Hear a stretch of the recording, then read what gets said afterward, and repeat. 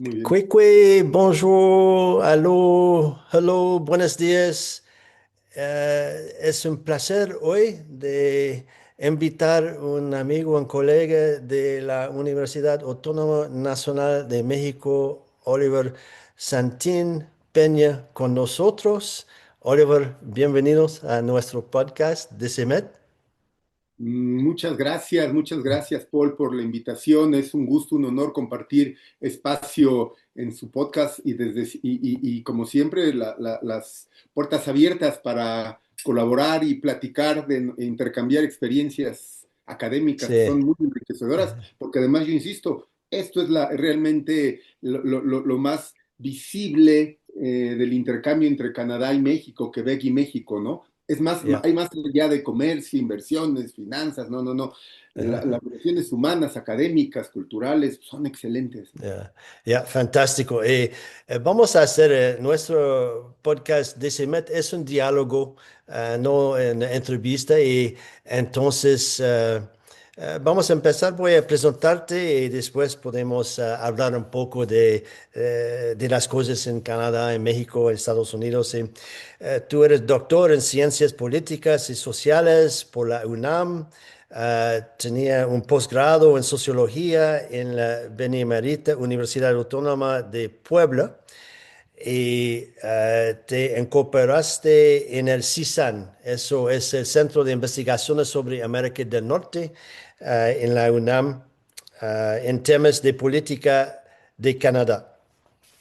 Y en 2019 y 2020, tú dirigiste impactos políticos y sociales del conservadurismo canadiense en el siglo XXI, y otros proyectos vinculados con el Canadá.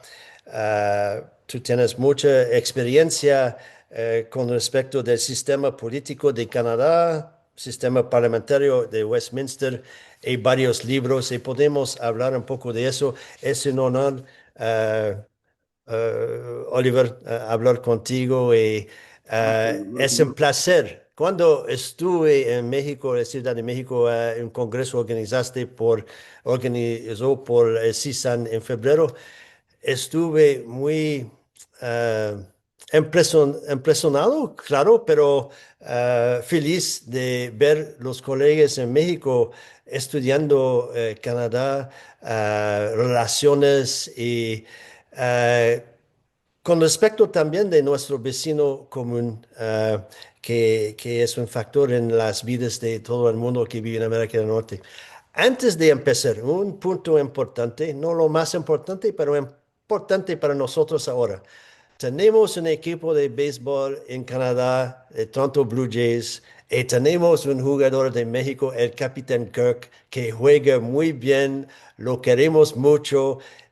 Tenemos un partido de la Serie Mundial esta noche. No sabemos si vamos a ganar, pero ¿qué opinas de eso? En México la gente no sabe mucho. Hay béisbol, es popular. El Capitán Kirk es una persona importante. ¿Qué representa él para ustedes? Mira, el béisbol es un deporte importante en el país. Es más seguido en el norte y en el Pacífico. La Liga del Pacífico, la Liga Mexicana del Pacífico es también poderosa. Y tenemos otra liga, que es la Liga Mexicana de Béisbol, que ya es antigua, tiene años. Es decir, ya tiene, hay una historia del béisbol en México. En la Ciudad de México tenemos un equipo fuerte, que son los Diablos Rojos del México, bicampeones. Han tenido muy Mm, buenos peloteros a lo largo de la historia. La temporada pasada tuvimos aquí como pitcher a Trevor Bauer, que está castigado en mm, la Liga de Estados Unidos, y fue pues un espectáculo, ¿no? Fue un espectáculo. Tenemos mm, muy buenos peloteros aquí también en México. La selección da muy buenas batallas en sus partidos internacionales. Recuerdo en un yeah. campeonato que incluso llegaron a los golpes con la selección de Canadá. Sí, son muy apasionados y ha habido muy buenos peloteros, ¿no? El México, a mi generación, te estoy hablando gente alrededor de los 50, poquito menos, poquito más, nos gusta el béisbol desde los años de Fernando Valenzuela, ¿no? Por ahí de los 80, fue todo un Ya, fenómeno. ya, me recuerdo. de ahí, pues la gente de mi generación, pues nos enamoramos del béisbol y de Los Ángeles Dodgers, ¿no? Desde luego. En años recientes, te decía en otra ocasión, otro pitcher mexicano, también Julio Urías, muy bueno en Estados Unidos, que también fue castigado por Ujú. cuestiones domésticas, parece que no entienden Yeah. que se tienen que portar bien. Pero el caso de Alejandro Kirk no es muy conocido, no es muy conocido porque en Oh, realidad los Toronto, los Blue Jays, no es un equipo muy conocido en el país. Ujú. Pero sí ujú, se ha sabido en las ujú. transmisiones que hay un pelotero mexicano que es catcher, que está ahí en los Blue Jays, y ahora se está hablando más de él, ¿no? Pero Yeah. es una cuestión de sentimientos encontrados, porque pues la mayoría de la gente aquí pues le gustan los Yeah. Dodgers, entonces esto representan Los Ah, Ángeles, ok. 4 millones de mexicanos en Los Ángeles, y como te decía, yo voy a estar muy contento si ganan Yeah. los Blue Jays, por todos los amigos canadienses, este mexicano que está jugando Yeah. muy bien, la verdad me metí a investigar de él, es un extraordinario pelotero, y un poquito más contento también si ganan los Dodgers, de manera que pues es un win-win en cualquiera de los dos, pero Sí. sobre todo la gente que está Yeah, más yeah, relacionada con el béisbol, yeah. sí están muy contentos, ¿no? Con el hecho de tener un mexicano en la serie de Yeah. campeonatos, pues, es extraordinario. Yeah. Es un deporte increíble, me gusta. Yo juego el béisbol en verano y eso se vuelve muy popular, claramente con los Blue Jays, pero es un juego internacional. Podemos ver, ¿no? Equipos en Asia y en Europa. Claro, El fútbol es tan importante en México y en América Latina, pero un desafío que tenemos aquí, probablemente la misma cosa, es muy caro para construir terreno de béisbol, equipamiento, entrenamiento. El fútbol no es muy complicado, ¿no? El sí. balón, pero es un deporte interesante. Es internacional en el equipo de Toronto. Hay jugadores de Venezuela, Cuba, Puerto Rico, no sé, Japón y México. Pero eso es algo que nos une también en América del Norte, México, Canadá, Estados Unidos. Claramente Estados Unidos es muy importante. Mira, Oliver, si tú puedes hablar un poco de tu trayectoria hacia la UNAM, la educación en México, qué fueron tus influencias y cómo tú eres en ciencias sociales, cómo tú viviste eso para llegar hasta la UNAM. A la UNAM. Mira, Paul, la verdad es que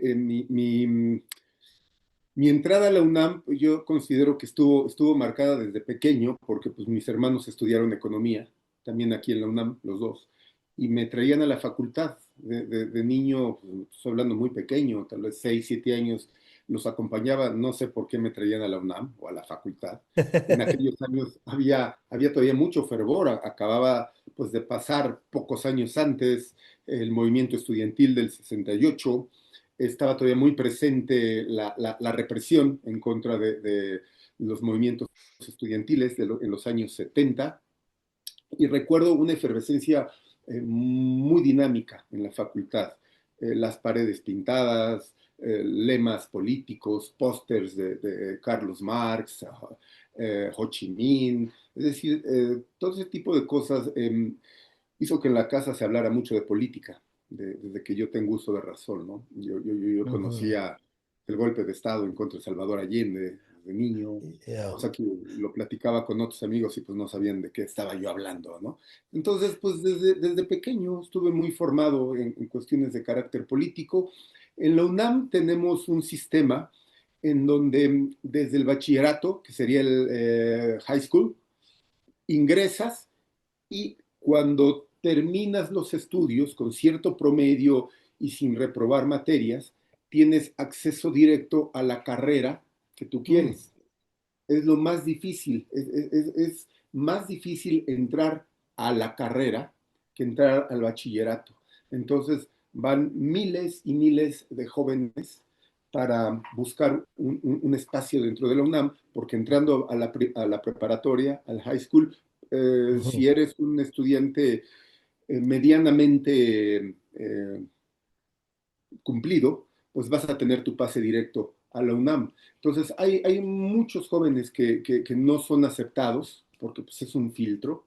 Cada vez se ha ido intentando abrir más, pero pues eso también impacta en la Ujú, calidad de la oferta educativa, porque hay salones saturados, pero lo que se busca es garantizar o buscar garantizar la educación pública a los jóvenes, lo cual ujú, me ujú, parece que ujú, es muy acertado. Se están construyendo muchas preparatorias, universidades públicas, sobre todo desde el gobierno anterior de López Obrador, ahora con la presidenta Claudia Sheinbaum, se mantiene, pero en realidad esta ha sido una tendencia en México, el que la educación pública sea una posibilidad. Es la verdad extraordinario que para estudiar una carrera en la Universidad Nacional Autónoma de México, pues es prácticamente gratis. O sea, ya, no pagamos, no. es totalmente pública. eh, Entonces, vaya, yo entro a la prepa 5, son 9 preparatorias, yo entro a la preparatoria número 5 y bueno, ahí curso mi bachillerato y obtengo el pase directo para estudiar una carrera que se llama Estudios Latinoamericanos, que se estudia en la Facultad de Filosofía y Letras. En la Facultad de Filosofía y Letras en la UNAM se ofertan distintas carreras, desde luego filosofía y varias carreras de letras, letras inglesas, letras francesas, letras modernas, etcétera, pedagogía, historia, no recuerdo, geografía, es decir, hay muchas carreras ahí, estudios latinoamericanos, y bueno, termino mis estudios de licenciatura me orienta más a la parte política y de ahí pues ya me voy, trabajo brevemente en servicio público, me reincorporo a la academia, estudié una maestría en relaciones internacionales también en la UNAM y el doctorado en ciencias políticas también en la UNAM. Aquí también es importante comentarte, Paul, que la maestría y el doctorado en la UNAM también son totalmente públicas, ¿sí? E incluso puedes obtener beca, y yo ujú, obtuve becas, tanto en la maestría como en el ya, doctorado, para poder dedicarme a mis estudios, lo que me permitió también comenzar una carrera como docente en ujú, escuelas primero preparatorias en high school y después en licenciatura para poder tener un ingreso extra y al mismo tiempo ir obteniendo experiencia en el manejo de grupos y en el dar clases, el impartir clases. ujú, De manera que en ese sentido, el modelo educativo que tiene el país, que tiene México, con todos los obstáculos y todas las críticas que se debe de hacer al sistema educativo mexicano, que es necesario hacer ujú, críticas, también es necesario reconocer ya, que se brinda una educación pública a la población que puede entrar. Desgraciadamente, hay mucha gente que por cuestiones socioeconómicas no pueden estudiar. Hay ya, muchos jóvenes que necesitan dinero rápido, no pueden invertir tanto tiempo en una educación y pues bueno, terminan decantándose por no estudiar y trabajar teniendo una vida difícil y hay otros que se van por el crimen organizado, que paga mucho, pero pues es una vida intensa, ¿no? Porque paga mucho, pero pues ya, también cobra mucho y cobra muchas vidas. De manera que pues en mi caso, como un joven urbano, nací en la Ciudad de ujú, México, te puedo decir que la oferta educativa a nivel Ciudad de México y a nivel nacional, aunque hay muchas áreas de oportunidad, es la verdad extraordinario que jóvenes que tengan la capacidad y que puedan estudiar y que tengan el ánimo, encuentran espacio para estudiar y no pagar, ujú, porque pues se paga a través de los impuestos de la gente, ¿no? Y aquí ya, viene también el compromiso que tenemos como egresados de la UNAM a ujú, brindar una atención y que nuestros escritos, nuestro trabajo, se presente y sea de fácil acceso para jóvenes que están ahorita estudiando sus carreras, sus posgrados, y que muchos de ellos vienen del interior de la República a estudiar a ujú, la Ciudad de México, porque aquí es donde están desafortunadamente las mejores oportunidades. Ajá. Hay una mayor cantidad de oferta ujú, educativa.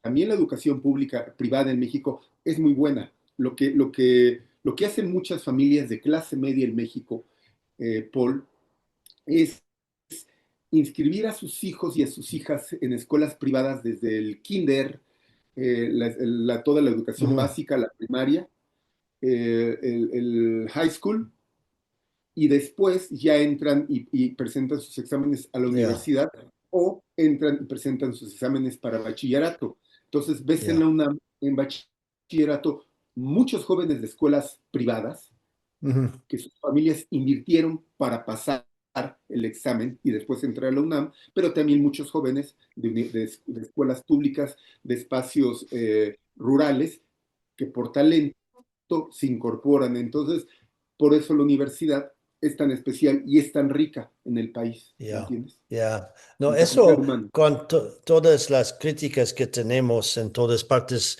de la educación formal, la educación representa de toda manera una posibilidad de movimiento social. No es suficiente, pero eso puede ayudarnos a rectificar un poco algunos problemas. Y lo que es impresionante con la UNAM, creo.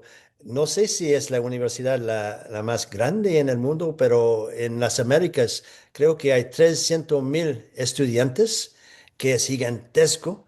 Y la Facultad de Derecho hay 20.000 estudiantes. Y entonces las proporciones es bastante grande. Y también la Universidad de Tecnología de México también entiendo que hay eh, universidades a través del país. Y eso es muy importante. Oliver, habla un poco, ¿qué representa la UNAM para México, las Américas y el mundo? Es una universidad importante que recibe muchos estudiantes internacionales, intelectuales, René Dussel, y hay mucha gente que viene a la UNAM. Sí, sí, sí, desde luego. De hecho, estoy aquí verificando los datos. En total son 373.000 estudiantes, ¿no? Que hay 270.000, 273.000 de licenciatura, maestría y doctorado y 106.000 en bachillerato. Entonces, pues sí es una universidad grande. De posgrado son 32.500. Mira, la UNAM no sé si sea la universidad más grande de América Latina, no sé, en Brasil debe de haber también universidades muy grandes, Yeah, pero sí es la más antigua junto con una universidad en Perú, la Universidad de Perú, no recuerdo el nombre, son las más antiguas. De hecho, era la Real Universidad Pontificia de México, o sea, yeah, tiene cientos de años esta universidad. Adquiere la autonomía ya en el siglo XX, lo cual pues da a la universidad la posibilidad de una autogestión de recursos, de obtener recursos de la federación y autoadministrarlos. Justo en estos momentos, Paul, la universidad se encuentra en un momento coyuntural muy importante porque hay un ajuste presupuestal, Paul. Hay un ajuste presupuestal que disminuye recursos a la investigación, a muchos rubros, y ello termina impactando en la difusión del propio trabajo que hacemos, porque cada vez es más difícil salir, cada vez es más difícil obtener recursos para hacer nuevos trabajos. Sigue habiendo, pero si lo comparamos con lo que pasaba hace 10, 15, 20 años, pues vamos a darnos cuenta que algo está pasando. La UNAM está disminuyendo, está cayendo en los rankings precisamente internacionales, precisamente por eso, porque ya hay menos recursos y se tiene que hacer más con menos. La mala noticia es que estamos cayendo en rankings internacionales. La buena noticia es que se está aceptando una mayor cantidad de estudiantes a ujú, la UNAM. Entonces, pues son unas cosas por otras, ¿no? Ni todo es muy bueno, ni todo es muy malo. Eso es muy difícil lograr alcanzar este equilibrio. La importancia de la UNAM en América Latina sí es muy marcada. En cualquier país de América Latina, cuando uno visita o va a seminarios, la UNAM es un referente, se conoce, lo que es pues bastante, bastante halagador porque se sabe que es una institución de excelencia académica. En México, pues la mayoría de la clase política proviene de la UNAM, ¿sí? Ujú. La mayoría de los científicos reconocidos a nivel nacional y a nivel internacional también provienen de la UNAM, lo cual pues nos da muestra de una universidad que es muy dinámica y muy generosa en Ya, ese sentido. De modo que, pues bueno, tenemos una institución grande, ya, eh, con muchos temas de carácter administrativo, que por las mismas dimensiones que tiene, es muy lento en su desarrollo, pero que funciona, pese a todo ya. funciona y sigue funcionando. Ahora hay una serie de instrumentos tecnológicos que se van incorporando para hacer más accesible la educación, por ejemplo, la educación en línea. Hay carreras que ya se están ofertando en línea en la UNAM para gente que vive en el interior de la República o incluso fuera de México, que Ujú. pueden estudiar sus carreras en línea, carreras abiertas, vienen y toman clase solamente los días sábado, pero hacen trabajo Ujú. entre semana. Esto es para gente que está laborando, que tienen otra responsabilidad y que deben de trabajar para subsistir. Eh, Hay una serie también de programas de acceso abierto, ¿sí? Los libros, los artículos que elaboramos, hay un compromiso de parte de la UNAM, por ser una entidad pública, de permitir que los materiales que escribimos sean open access.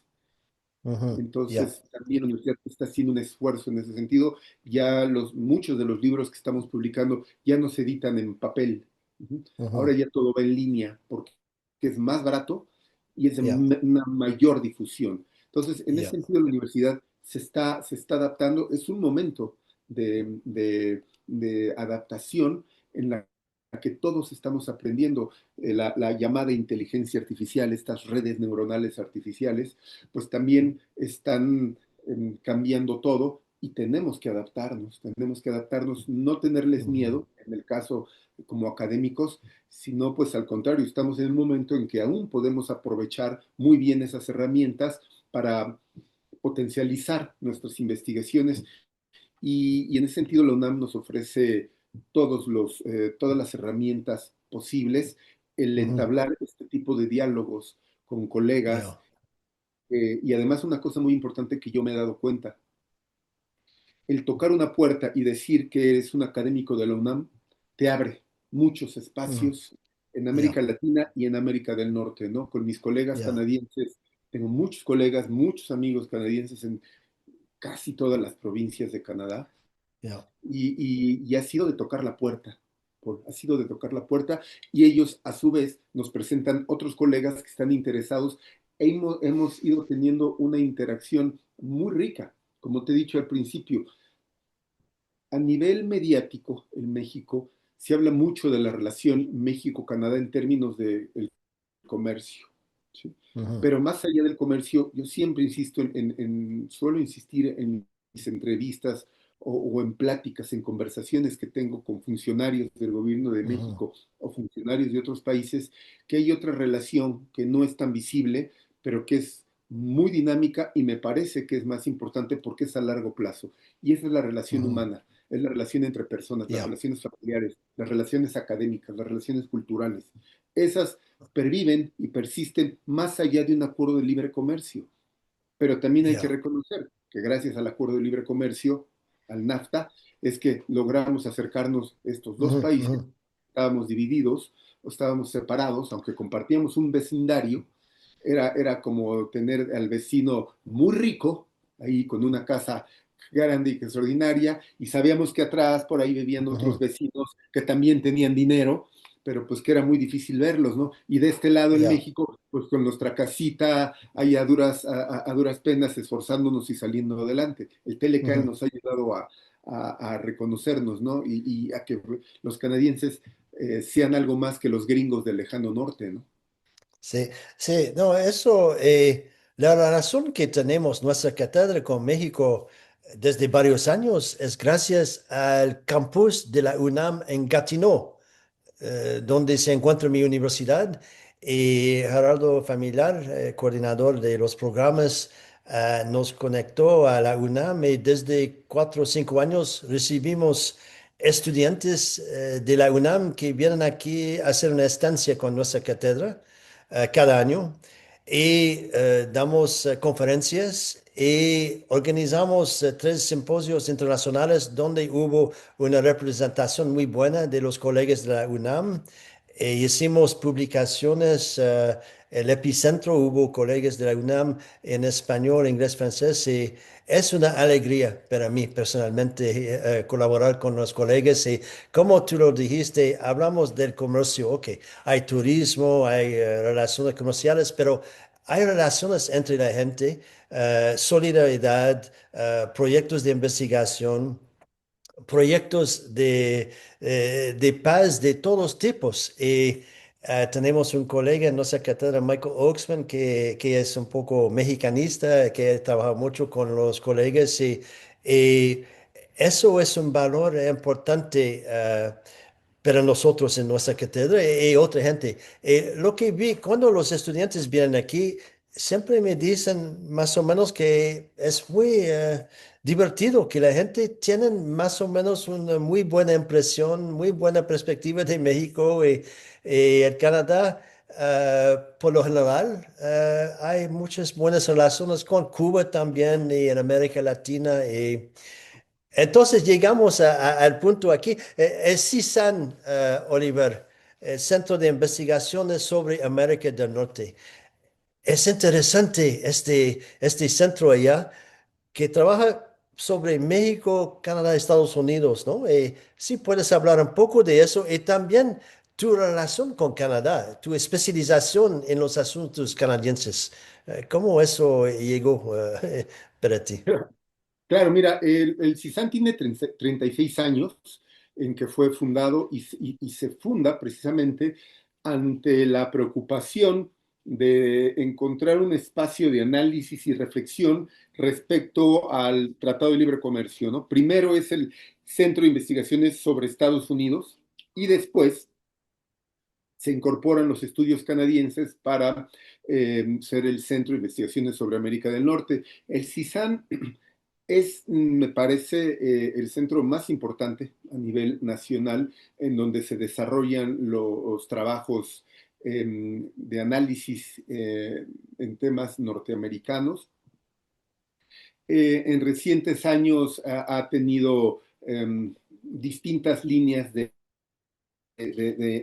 investigación. Viene ahora una nueva administración que busca lanzar el CISAN hacia temáticas más contemporáneas que afectan y de una u otra manera generan interés entre la opinión pública.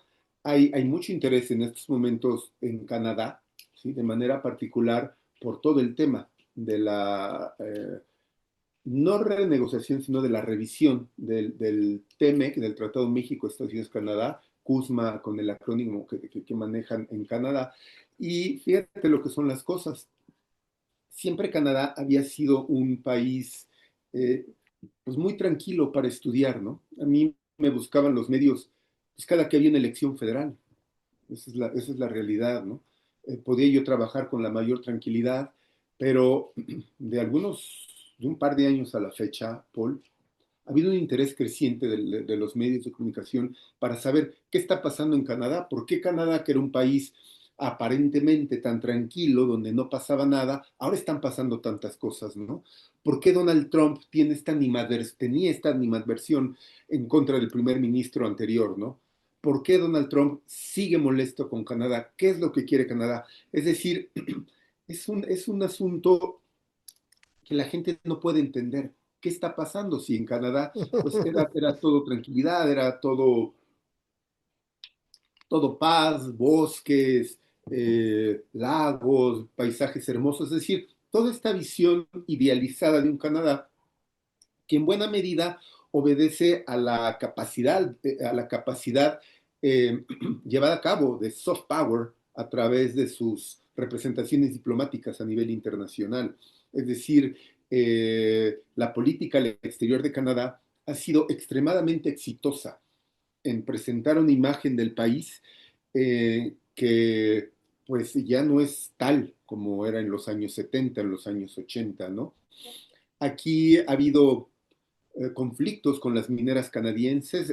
En días recientes, ayer o antier, la presidenta de México anunció, perdón, la Suprema Corte de México anunció que una compañía minera canadiense que debía no sé cuántos miles de millones de pesos en impuestos tenían que pagarlos, ¿no?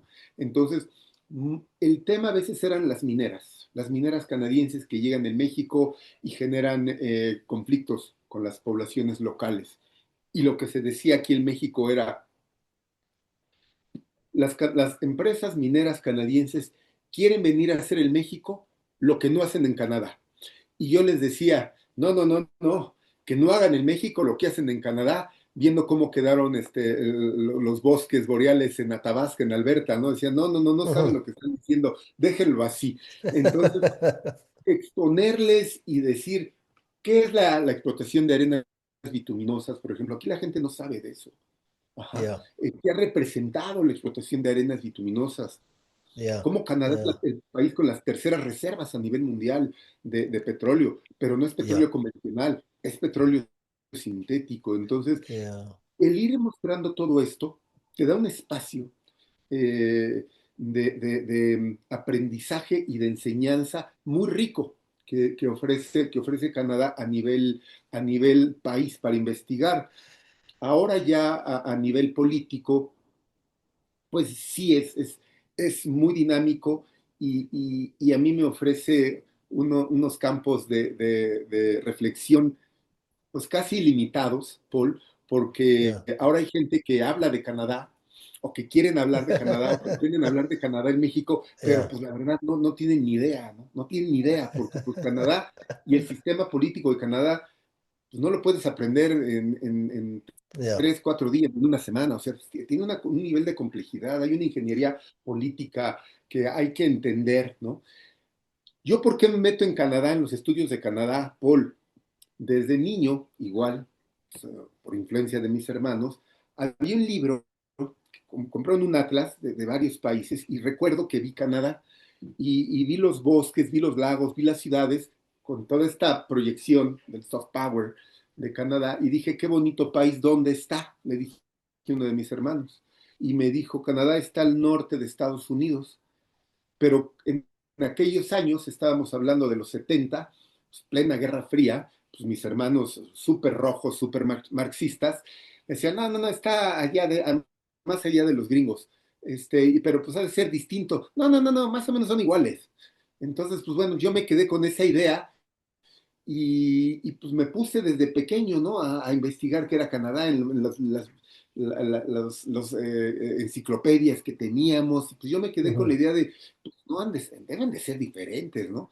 Y conforme fui creciendo me quedé con esa duda de qué era Canadá. Y fíjate, se fue germinando un interés que cuando estoy estudiando la licenciatura, digo, bueno, ¿qué tema de América Latina puedo abordar Canadá, que me acepten para titularme, ¿no? Porque ¿qué tiene que ver Canadá con América Latina?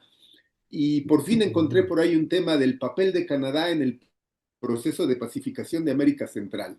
Y dije, bueno, pues aquí estudié y aprendí mucho durante ese proceso de titulación en mi tesis de licenciatura. Esto te estoy hablando comencé a trabajar mi tesis en el 94.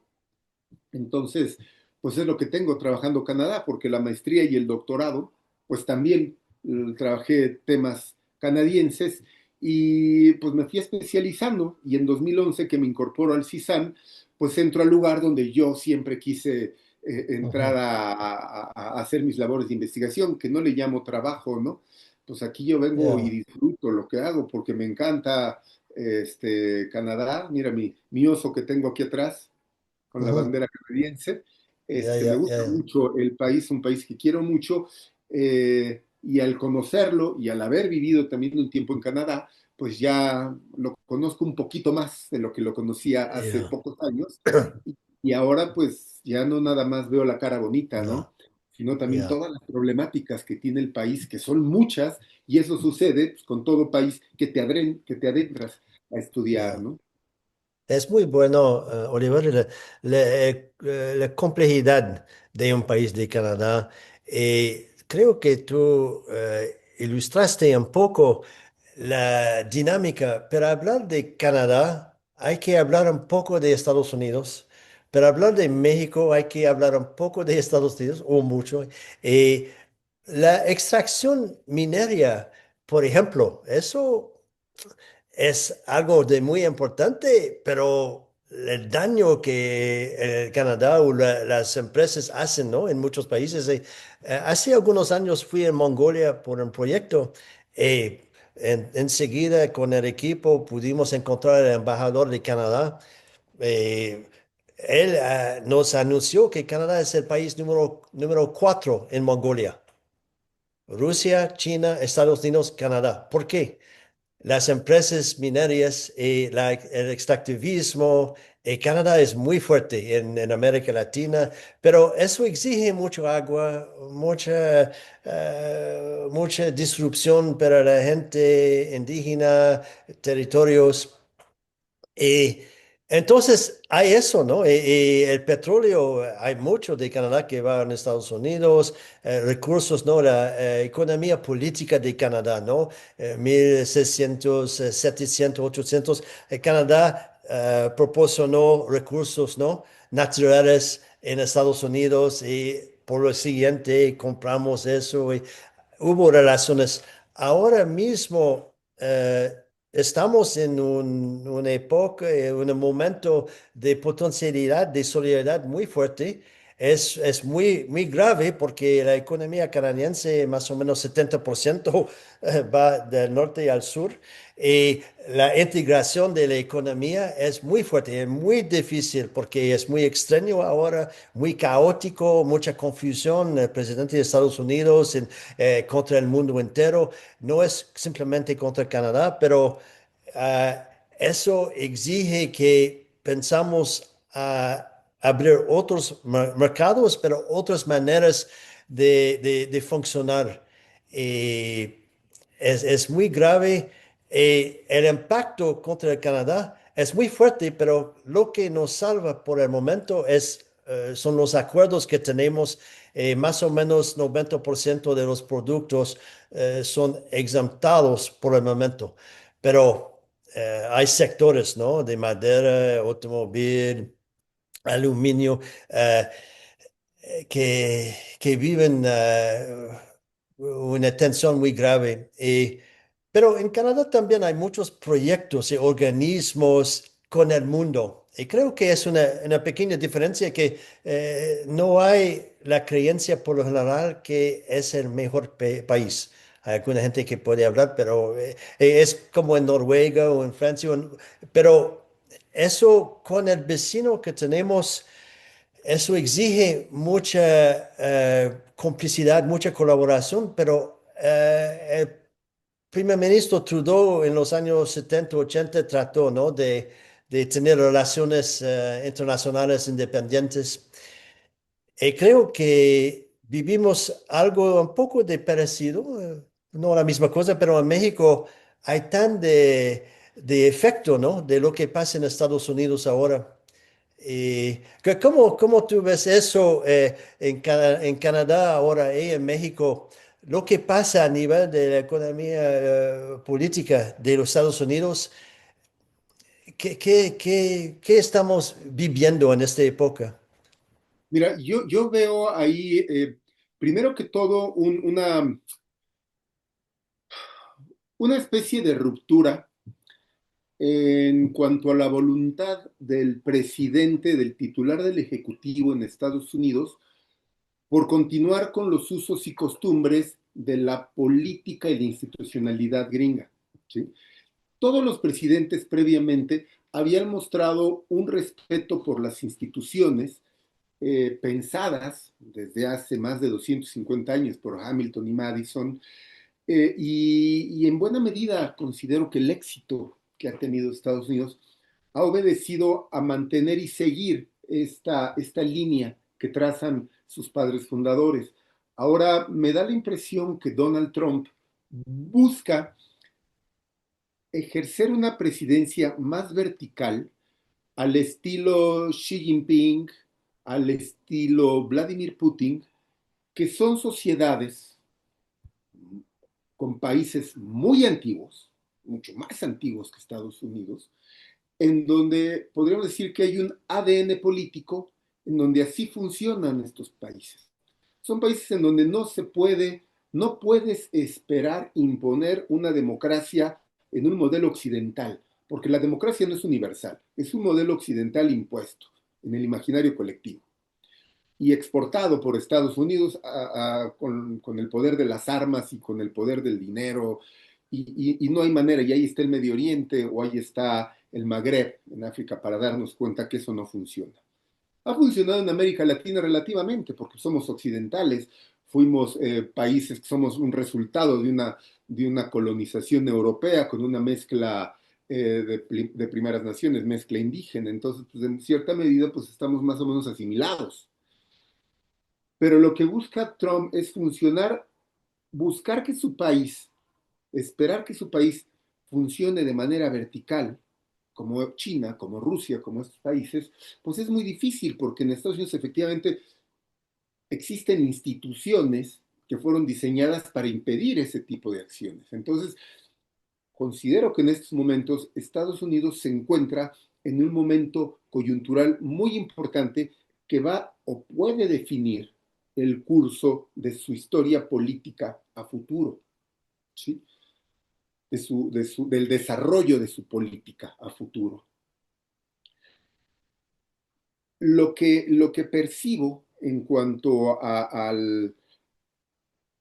la política de América del Norte es que esta tendencia del gobierno de Donald Trump de presionar, de buscar imponer su voluntad, no es otra cosa que poner las cosas en orden desde su perspectiva, ¿sí? Romper marcos institucionales y decir, ahora estoy yo, porque han abusado de nosotros. Esos canadienses han abusado, esos mexicanos han abusado de nosotros. Estamos hablando a nivel regional. Ahí noto, Paul, un problema estructural también en cuanto a la manera en que Canadá y México estamos enfrentando esta situación. No sé tú qué opines. Las canadienses en estos momentos se encuentran ante un escenario inédito, en donde Estados Unidos, que siempre fue el gran vecino, el protector, el aliado, pues nos está tratando mal, ¿sí? Está hablando mal de nosotros, nos está pues maltratando, ¿sí? Y hay una especie de estupor, de sorpresa, incluso hasta de molestia después de la incredulidad que algo así pueda pasarnos, pensarían los canadienses. En cuanto a México, pues México, pues tenemos también en el ADN marcado, pues que hubo una invasión y que al país le quitan más de la mitad del territorio en 1847. O sea, sabemos que no hay nada bueno que esperar de aquel lado. Pues eso lo sabemos, ¿sí? Segundo, pues te puedo decir a nivel general, pues que los gringos no los quiere la gente en México, ¿sí? En general. Digo, siempre va a haber excepciones, pero en general la población no va a tener una buena opción de Estados Unidos a nivel de la narrativa general. Y en Estados Unidos, pues tampoco va a haber una buena opinión de México, ¿sí? Entonces, en ese sentido, pues siempre hemos sido vecinos, pero pues bueno, no nos queda de otra porque aquí nacimos y aquí estamos, ¿no? Como dijo un presidente en México, Porfirio Díaz, pobre de México, tan lejos de Dios y tan cerca de Estados Unidos. Entonces, siempre hemos estado batallando con esta situación de Ujú. una animadversión y una política que tenemos que llevar a cabo, que tenemos que llevar a efecto, que hable mal de nosotros, pues siempre han hablado mal de nosotros de una u otra manera, entonces pues seguimos más o menos con nuestra vida y no nos sentimos aludidos, ni molestos, ni ofendidos porque nos diga algo, porque pues son ellos, ¿no? Pueden decir lo que quieran, a punto, ¿no? Pero los canadienses sí son muy sensibles, ¿no? Yo les digo a mis amigos canadienses, ¿no? Pues lo que tiene que hacer la clase política de Canadá, me parece, es es tomarlo con calma y tomar las Ujú, cosas de quien vienen, ¿no? O sea, ¿quién te está ujú, ofendiendo? Trump. Bueno, es Trump, ¿no? O sea, yeah, esperar algo bueno de Trump también es ser un poco ingenuo, Paul. También es ser un yeah, poco ingenuo, porque no puedes esperar nada bueno ujú, de él, en realidad, ¿no? yeah, Entonces, aquí tendríamos también que irnos a una cuestión histórica. Ahora que hablas de Trudeau, del primer ministro Trudeau, el día de veras, ¿no?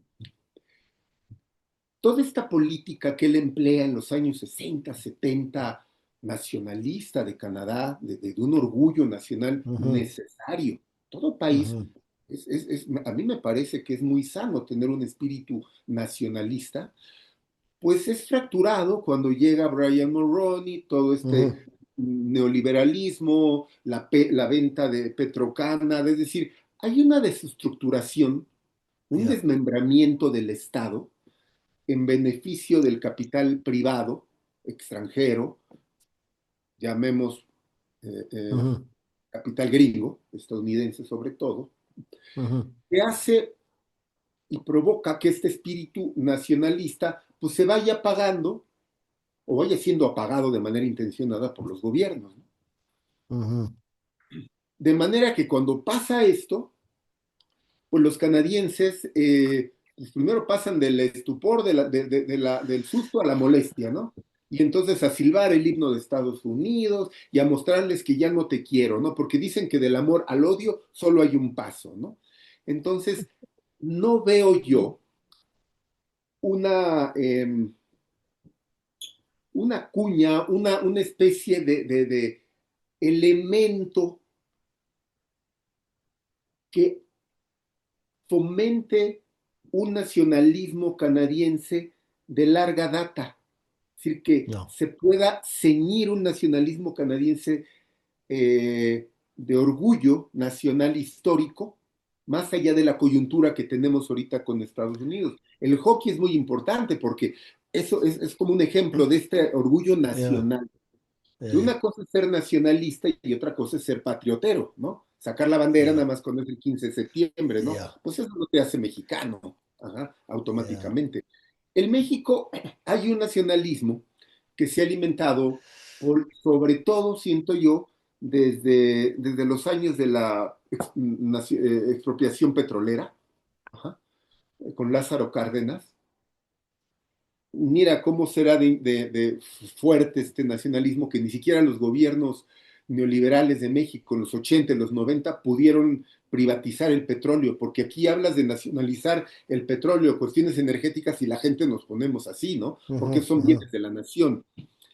Entonces, hay elementos nacionales, siempre en México, de- por cuestiones ujú, de cultura, que te hacen ciertamente un poquito más resistentes o que te ayudan a sobrevivir y relanzar el espíritu frente a las oleadas culturales de Estados Unidos. Es decir, hay una resiliencia cultural mexicana yeah, de larga data, ¿no?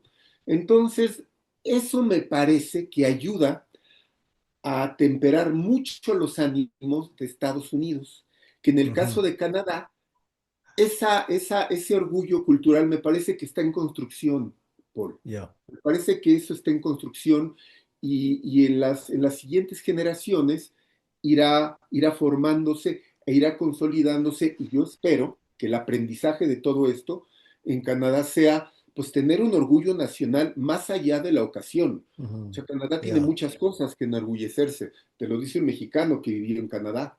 Ajá. ujú. Preguntábamos, ¿cuál es la comida típica de Canadá? Pues nos decían en la costa del Atlántico, pues no, pues el putín, pues no, ese viene de los franceses. Yeah, La langosta, pues bueno, la langosta la tenemos aquí. O sea, no logramos con los amigos y amigas de la costa del Atlántico de Halifax que nos dijeran cuál era el platillo típico canadiense.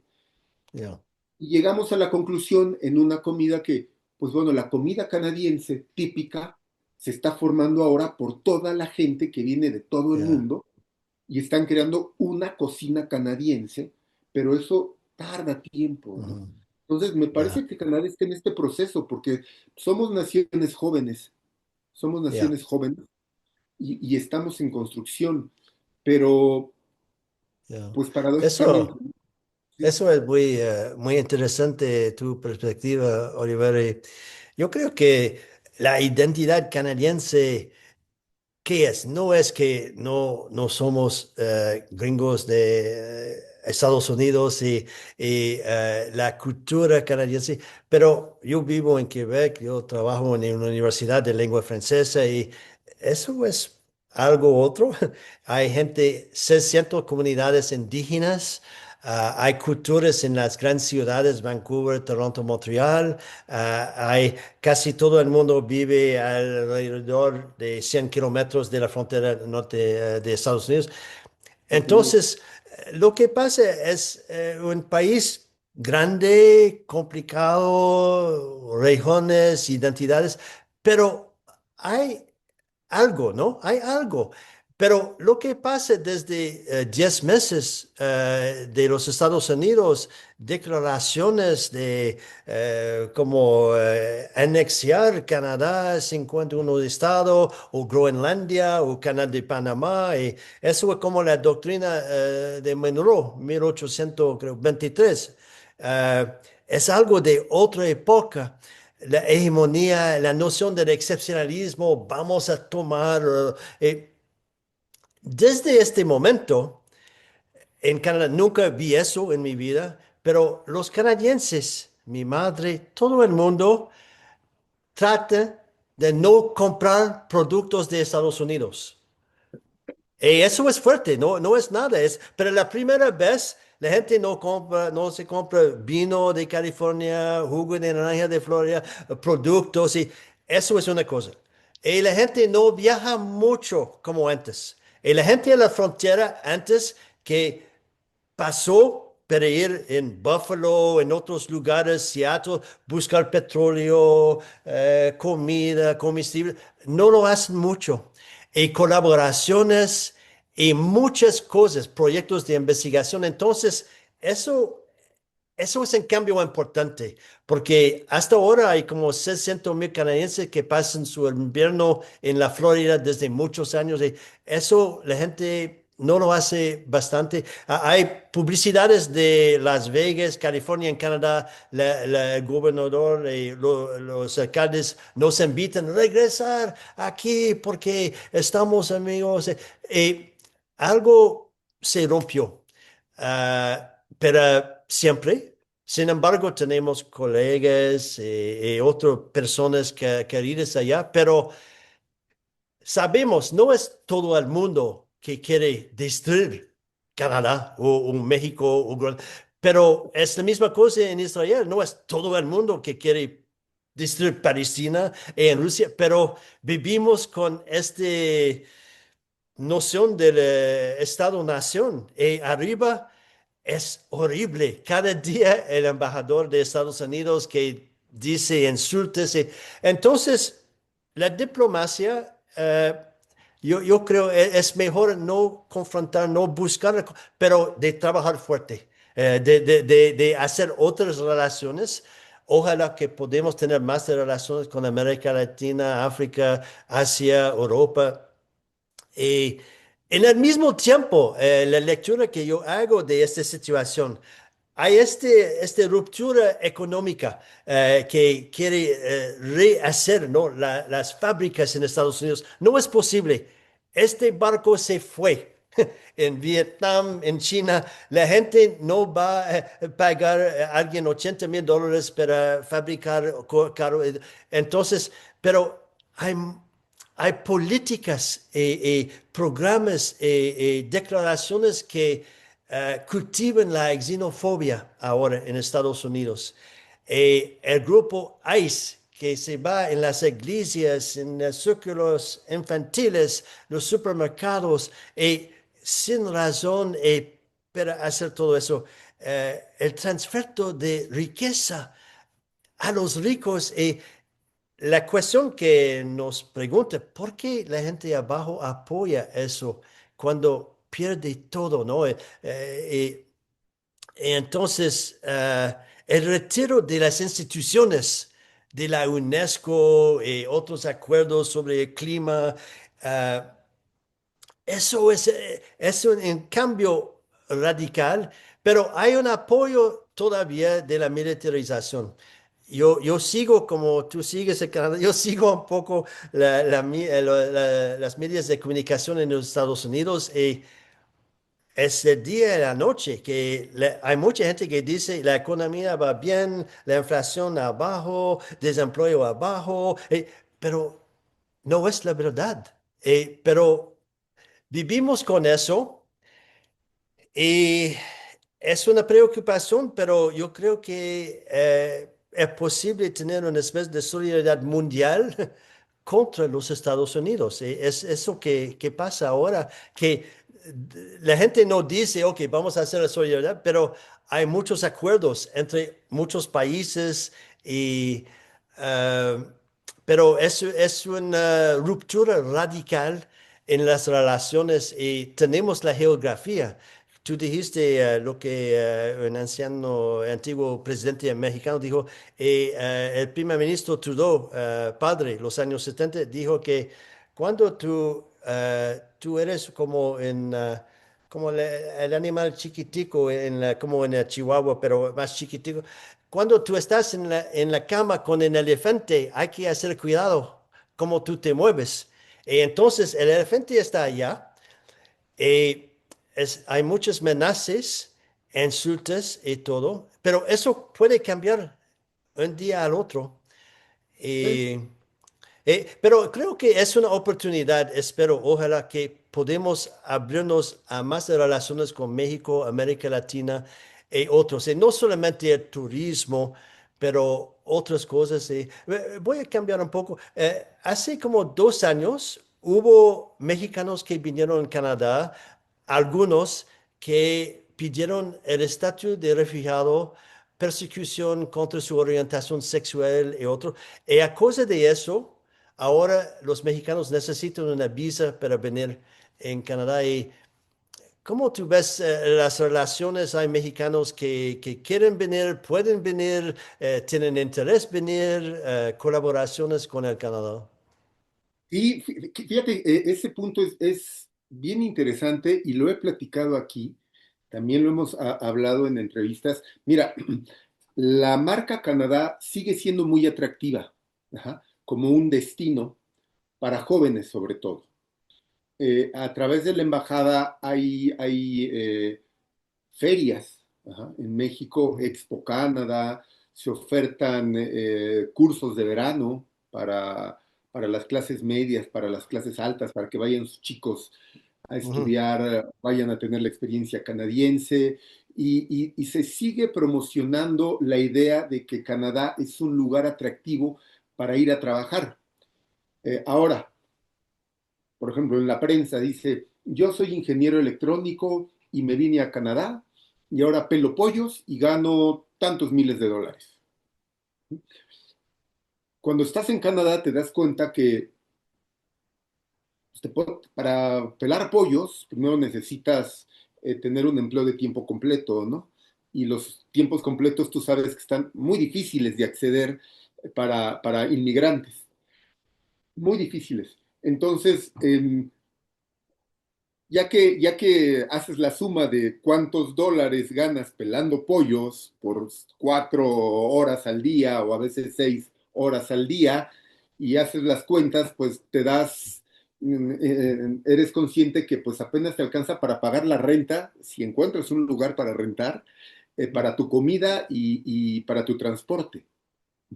Entonces, mucha gente, me parece que es incluso una especie de red que capta gente Paul, para que vayan a Canadá bajo este engaño de que dejen todo aquí, van a trabajar y van a trabajar a mí me parece muchas veces en condiciones de una explotación o autoexplotación, en donde van a ganar un salario que en pesos es atractivo en México, Paul, pero que no es atractivo en Canadá porque pues van a trabajar muchísimo más de lo que trabajaban aquí para vivir, ¿no?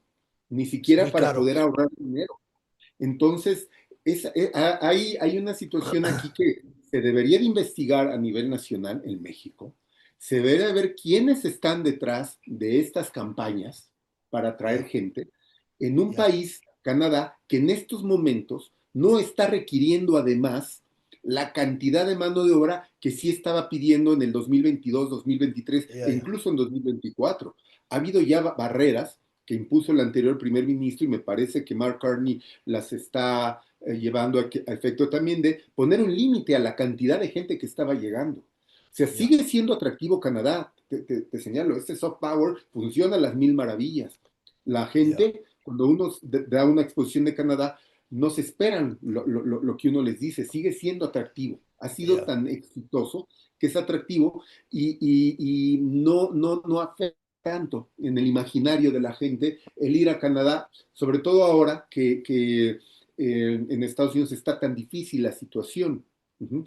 ujú, Este tema de la gente que, los mexicanos, mexicanas que iban a Canadá y señalaban que había una persecución sexual o persecución política, se hacían desde hace ya bastante tiempo. Yo estoy viviendo en la otra costa, en la Columbia Británica, en Victoria, en el 2007 y tenía un amigo, un cuate mexicano, que precisamente dijo ujú, eso para que le pudieran dar la visa de refugiado. Y ujú, él tenía ahí en Canadá a su novia mexicana, ¿no? Y su papá era ujú, militar. ¿Ah? Y ujú. cuando le hablaron, sí, sí, yo no lo quiero porque pues es homosexual, es decir, es toda una trampa.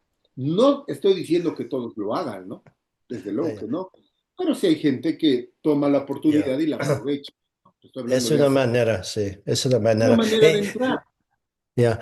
Hace como 3 años, Canadá aceptó en un año 1 millón de inmigrantes.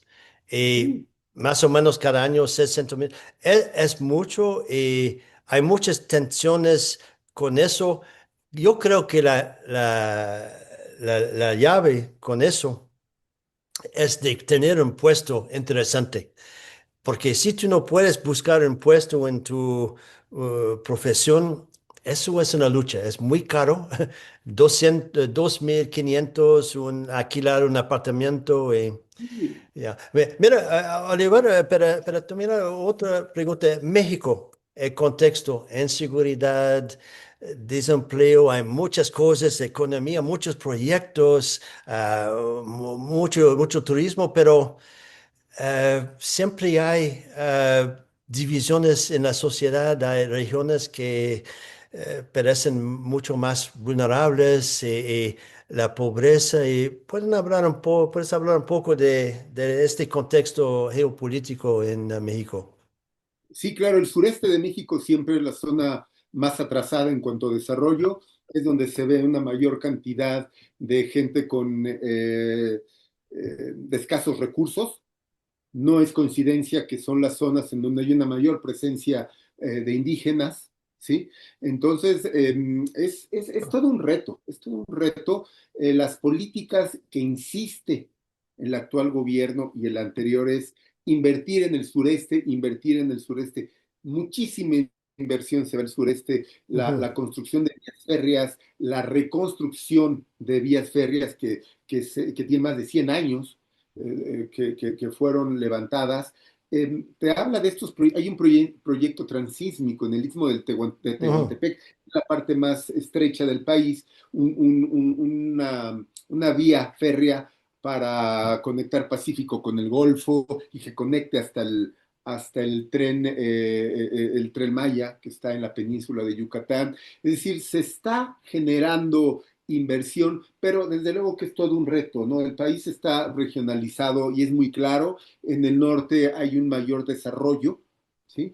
Hay ujú, zonas industriales que crecen, Paul, sobre todo a raíz de la guerra civil en Estados Unidos, en la segunda mitad del siglo ujú, XIX. ujú, El sur no está industrializado, requiere manufacturas, y el norte de México, pues, implementa, funda ahí fábricas para mandar a los rebeldes del sur productos manufacturados, y desde ahí el norte de México vas a ver una industrialización y modos de producción y modos de vida muy muy coincidentes con Estados Unidos, ¿no? Toda esta frontera, toda la Ujú, franja, el Tex-Mex, que es un híbrido ahí entre México y ujú. Texas, Estados Unidos. La zona del Pacífico también muy rica en recursos, la zona del Golfo, pues petrolera, una zona petrolera, el turismo también, digo, sabemos, yo pensaba cuando decías que los canadienses ya no van a Florida. ¿A qué van a Florida? Mejor vengan a Yeah. México en invierno, quédense allá, ¿no? Está más bonito. Sí, Ya, desde hay luego, muchos, sí. es más Y barato, la, y mucho. la inseguridad, Oliver, la Claro, la cuestión de inseguridad. la inseguridad, ese es un tema muy fuerte, muy triste. Eh, se, se acelera toda esta inseguridad a raíz del año 2000, más o menos, cuando llega Vicente Fox. Luego llega Felipe Calderón, del 2006 al 2012 se dispara.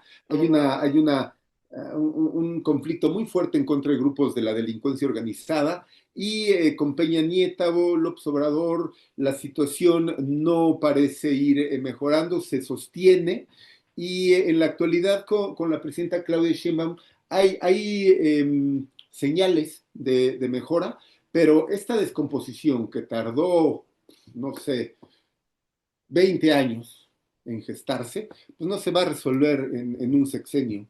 Se notan mejores estrategias que el gobierno anterior, eso sin duda, ¿sí? Sin duda Ujú, alguna.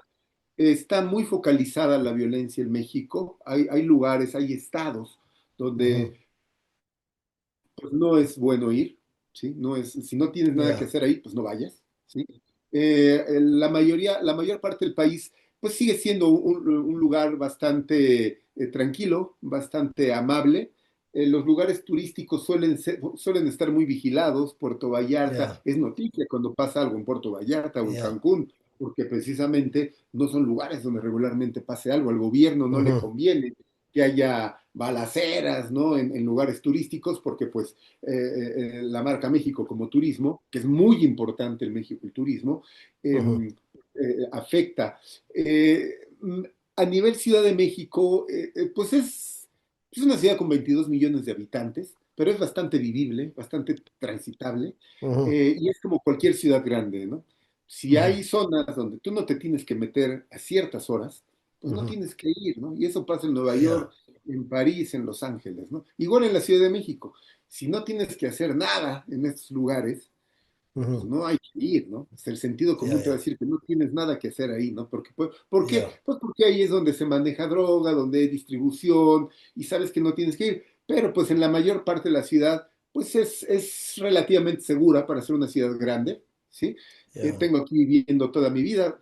Por fortuna solo he sufrido un asalto en transporte público hace yeah, como 35 años, yeah, pero es una zona, es una ciudad bastante amable, agradable y bonita de visitar, como yeah, digo, yeah. tú la has visto, pero desafortunadamente en mi tiempo en Halifax, las noticias que llegaban de México, pues eran noticias del narcotráfico, ¿no? Las Yeah. balaceras, los muertos, porque eso es mediáticamente lo que vende, ¿no? No te Yeah, van a decir, qué bonita es la Ciudad de México, miren, o qué bonito es este estado, no, mira lo que yeah, pasa en yeah, Sinaloa, ¿no? Pues eso no, yeah, yeah.